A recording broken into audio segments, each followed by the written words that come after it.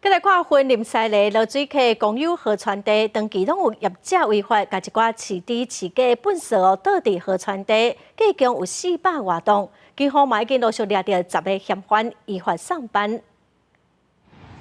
大货车驶对落水溪边个捌久，豆豆驶去人较少的所在，直接甲对外关市在内家门等等动物性废弃物全部倒伫溪边，煞毋知影早就互警方查到，当场甲上班。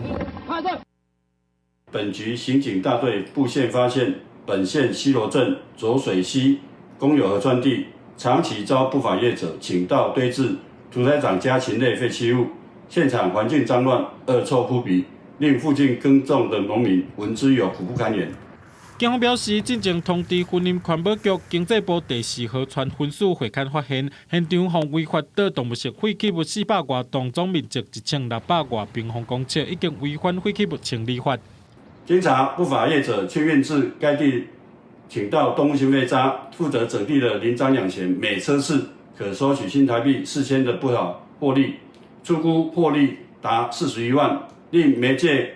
人员以及清验者获利更高达300万元。警方5月下旬执行第2摆巡查，撞到水头不法清运姓陈的业者，佮伫6、7月下旬抓到提供土地放倒废弃物的细占嫌犯。追查发现，这寡动物性废弃物是对台中市台家业者来的。专案10人奉照违反废弃物清理法，移送分入地检署侦办。记者综合报道。